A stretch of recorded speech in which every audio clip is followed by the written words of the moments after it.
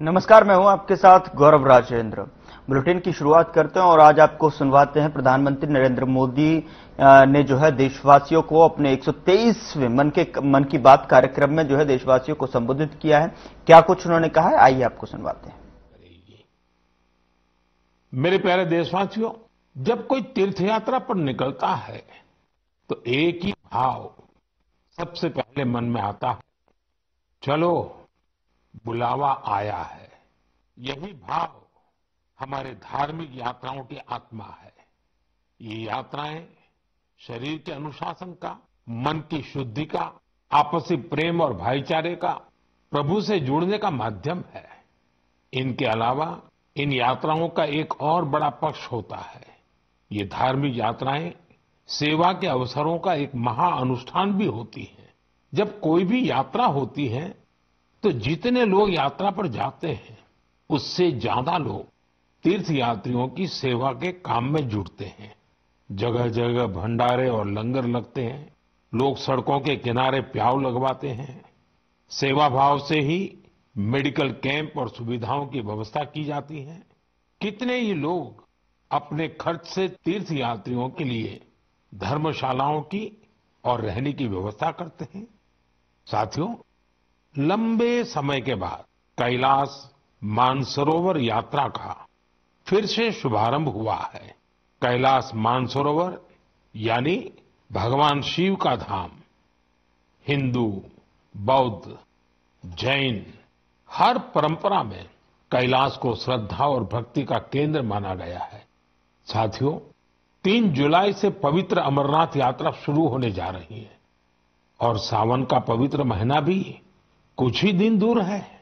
अभी कुछ दिन पहले हमने भगवान जगन्नाथ जी की रथ यात्रा भी देखी है। ओडिशा हो, गुजरात हो या देश का कोई और कोना, लाखों श्रद्धालु इस यात्रा में शामिल होते हैं।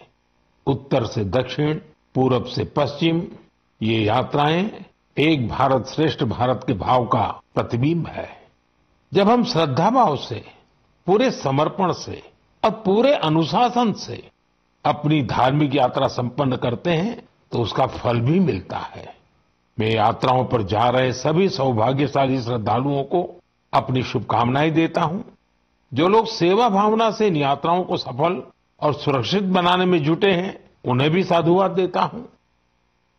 मेरे प्यारे देशवासियों, अब मैं आपको देश की 2 ऐसी उपलब्धियों की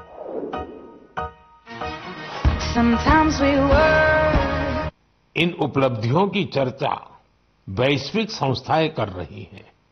WHO यानी विश्व स्वास्थ्य संगठन और ILO यानी इंटरनेशनल लेबर ऑर्गेनाइजेशन ने देश की इन उपलब्धियों की भरपूर सराहना की है।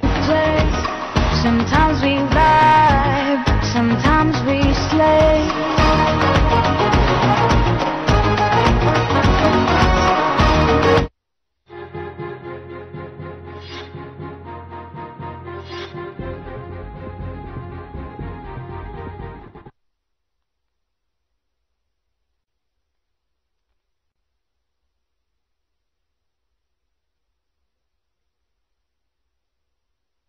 जड़ से खत्म करेंगे। और मुझे आपको ये बताते हुए बहुत खुशी है कि विश्व स्वास्थ्य संगठन यानी WHO ने भारत को ट्रैकोमा फ्री घोषित कर दिया है। अब भारत ट्रैकोमा मुक्त देश बन चुका है। ये उन लाखों लोगों की मेहनत का फल है जिन्होंने बिना थके, बिना रुके इस बीमारी से लड़ाई लड़ी। ये सफलता हमारे हेल्थ वर्कर्स की है। स्वच्छ भारत अभियान से भी इसे मिटाने में बड़ी मदद मिली। जल जीवन मिशन का भी इस सफलता में बड़ा योगदान रहा। आज जब घर घर नल से साफ पानी पहुंच रहा है तो ऐसी बीमारियों का खतरा कम हो गया है। विश्व स्वास्थ्य संगठन WHO ने भी इस बात की सराहना की है कि भारत ने बीमारी से निपटने के साथ साथ उसके मूल कारणों को भी दूर किया है। साथियों, आज भारत में ज्यादातर आबादी किसी न किसी सोशल प्रोटेक्शन बेनिफिट का फायदा उठा रही हैं। और अभी हाल ही में इंटरनेशनल लेबर ऑर्गेनाइजेशन ILO की बड़ी अहम रिपोर्ट आई है। इस रिपोर्ट में कहा गया है कि भारत की 64%, 64% से ज्यादा आबादी को अब कोई न कोई सोशल प्रोटेक्शन बेनिफिट जरूर मिल रहा है। सामाजिक सुरक्षा ये दुनिया की सबसे बड़ी कवरेज में से एक है। आज देश के लगभग 95 करोड़ 95 करोड़ लोग किसी न किसी सोशल सिक्योरिटी योजना का लाभ पा रहे हैं, जबकि 2015 तक 25 करोड़ से भी कम लोगों तक सरकारी योजनाएं पहुंच पाती थी। साथियों, भारत में स्वास्थ्य से लेकर सामाजिक सुरक्षा तक हर क्षेत्र में देश सैचुरेशन की भावना से आगे बढ़ रहा है। ये सामाजिक न्याय की भी उत्तम तस्वीर है। इन सफलताओं ने एक विश्वास जगाया है कि आने वाला समय और बेहतर होगा।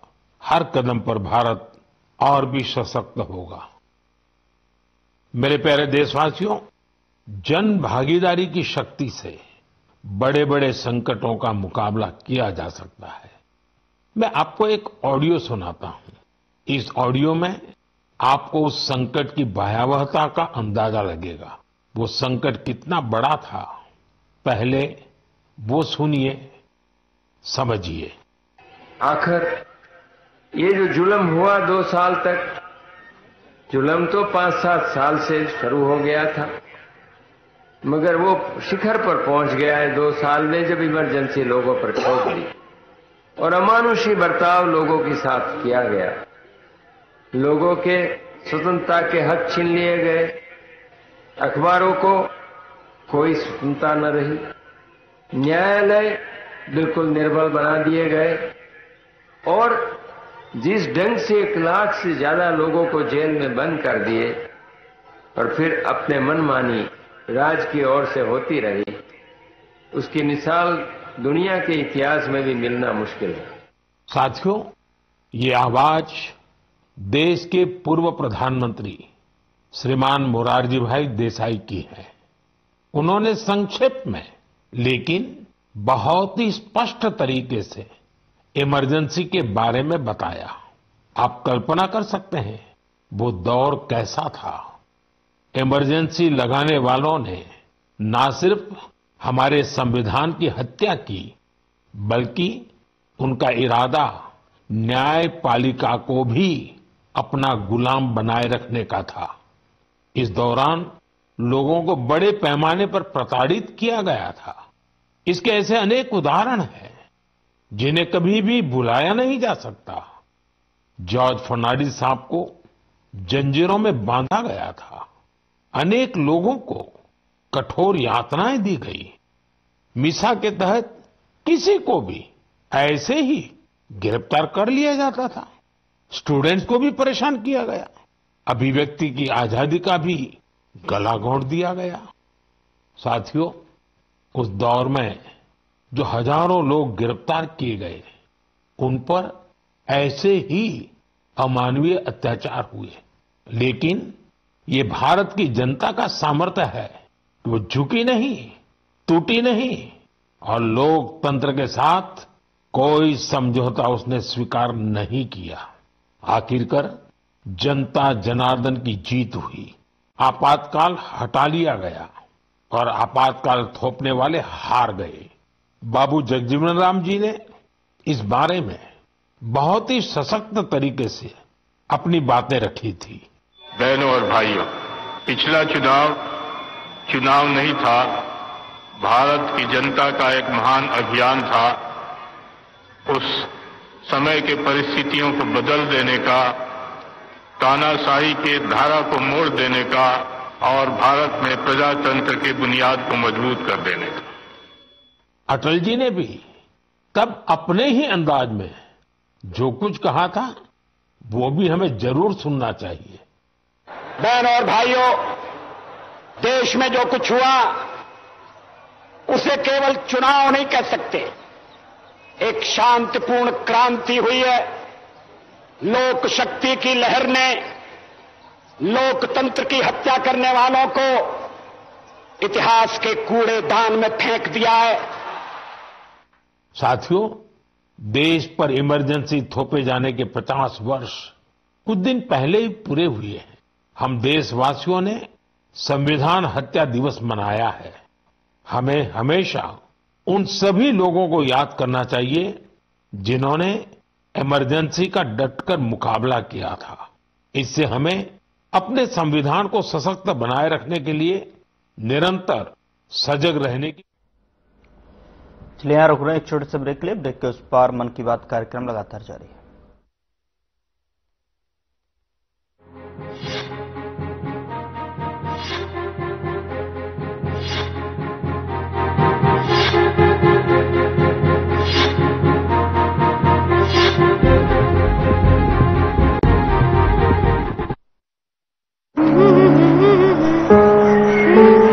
इस महीने की बचत 535 रुपए। बस 535 हो जाएगा। कहाँ हो भाई? शशि, बधाई हो डॉक्टर शालू, सिलेक्शन हो गया है तुम्हारा। ये देखो, मैं कहता था ना तुम्हारा हो जाएगा।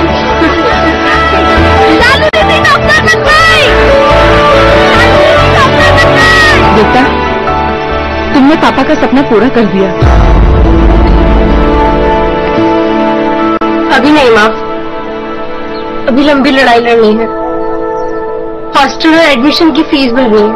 फीस कितनी? 30,000। 30,000?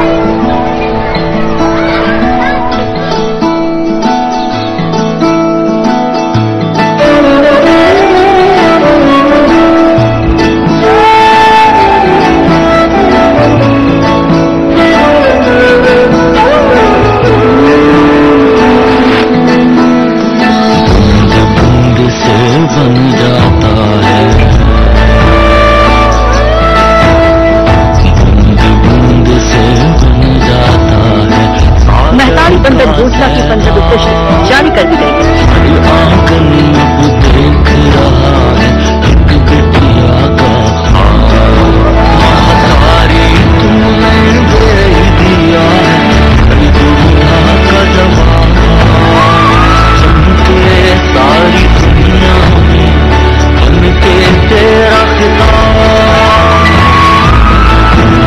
सालू बेटा, चिंता मत करना, हम और भेजेंगे। महतारी की गुल्लक कभी खाली नहीं होगी। बाय बाय मेरी डॉक्टर दीदी।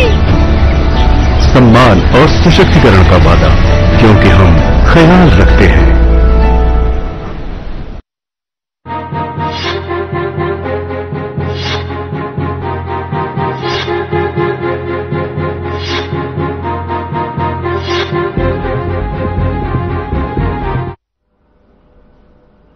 ब्रेक के बाद स्वागत है आपका और आपको सीधे ले चलते हैं मन की बात कार्यक्रम, जिसमें प्रधानमंत्री नरेंद्र मोदी ने देशवासियों को संबोधित किया।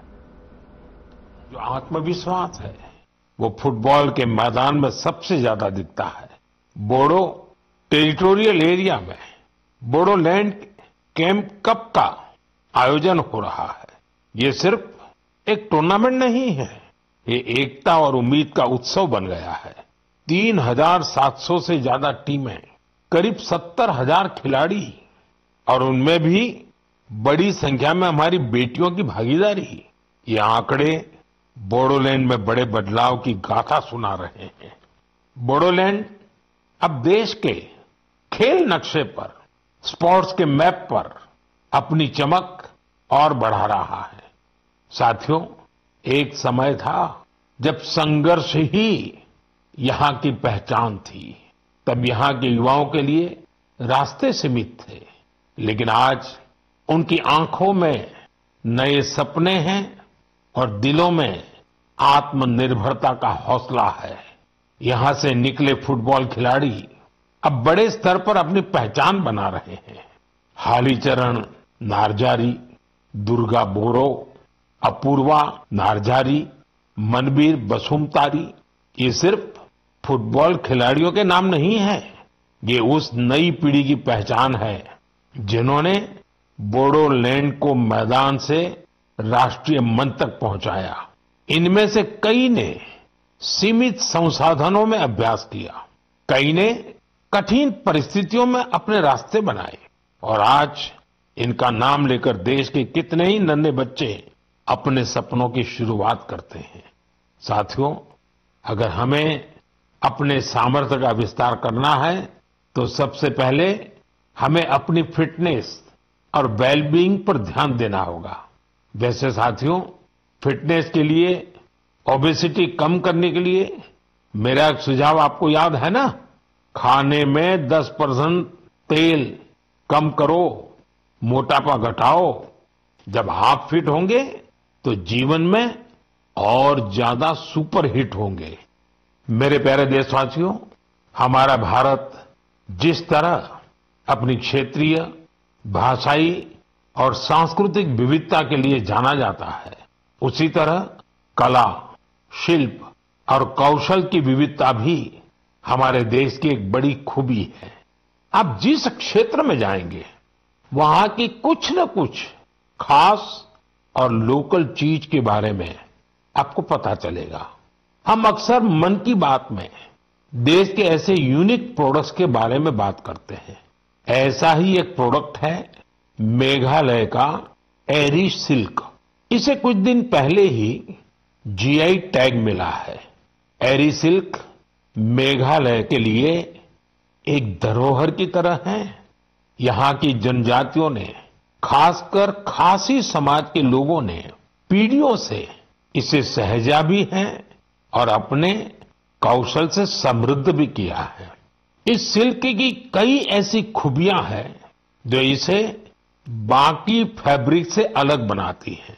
इसकी सबसे खास बात है इसे बनाने का तरीका। इस सिल्क को जो रेशम के कीड़े बनाते हैं, उसे हासिल करने के लिए कीड़ों को मारा नहीं जाता है, इसलिए इसे अहिंसा सिल्क भी कहते हैं। आजकल दुनिया में ऐसे प्रोडक्ट्स की डिमांड तेजी से बढ़ रही है जिनमें हिंसा न हो और प्रकृति पर उनका कोई दुष्प्रभाव न पड़े। इसलिए मेघालय का एरी सिल्क ग्लोबल मार्केट के लिए एक परफेक्ट प्रोडक्ट है। इसकी एक और खास बात है, ये सिल्क सर्दी में गर्म करता है और गर्मियों में ठंडक देता है। इसकी एक खूबी इसे ज्यादातर जगहों के लिए अनुकूल बना देती है। मेघालय की महिलाएं अब सेल्फ हेल्प ग्रुप के जरिए अपनी इस धरोहर को और बड़े स्केल पर आगे बढ़ा रही हैं। मैं मेघालय के लोगों को एरी सिल्क को जीआई टैग मिलने पर बधाई देता हूं। मैं आप सबसे भी अपील करूंगा, आप भी एरी सिल्क से बने कपड़ों को जरूर ट्राई करें। और हां, khadi, handloom, handicraft, vocal for local, इन्हें भी आपको हमेशा याद रखना है। ग्राहक भारत में बने प्रोडक्ट ही खरीदें और व्यापारी भारत में बने प्रोडक्ट ही बेचें, तो आत्मनिर्भर भारत अभियान को नई ऊर्जा मिलेगी। मेरे प्यारे देशवासियों, विमेन लेड डेवलपमेंट का मंत्र भारत का नया भविष्य गढ़ने के लिए तैयार है। हमारी माताएं, बहनें, बेटियां आज सिर्फ अपने लिए ही नहीं बल्कि पूरे समाज के लिए नई दिशा बना रही हैं। आप तेलंगाना के भद्राचलम की महिलाओं की सफलता के बारे में जानेंगे तो आपको भी अच्छा लगेगा। ये महिलाएं कभी खेतों में मजदूरी करती थी, रोजी रोटी के लिए दिन भर मेहनत करती थी। आज वही महिलाएं मिलेट्स, श्री अन्न से बिस्किट बना रही है। भद्रादी मिलेट मैजिक नाम से ये बिस्किट हैदराबाद से लंदन तक जा रहे हैं। भद्राचलम की इन महिलाओं ने सेल्फ हेल्प ग्रुप से जुड़कर ट्रेनिंग ली। साथियों, इन महिलाओं ने एक और सराहनीय काम किया है। इन्होंने गिरी सैनिटरी पैड्स बनाना शुरू किया। सिर्फ 3 महीने में 40,000 पैड्स तैयार किए और उन्हें स्कूलों और आसपास के ऑफिसों में पहुंचाया, वो भी बहुत ही सस्ती कीमत पर। साथियों, कर्नाटका के कलबुर्गी की महिलाओं की उपलब्धि भी बेहतरीन है। इन्होंने ज्वार की रोटी को एक ब्रांड बना दिया है। इन्होंने जो कोऑपरेटिव बनाई है उसमें हर रोज 3000 से ज्यादा रोटियां बन रही है।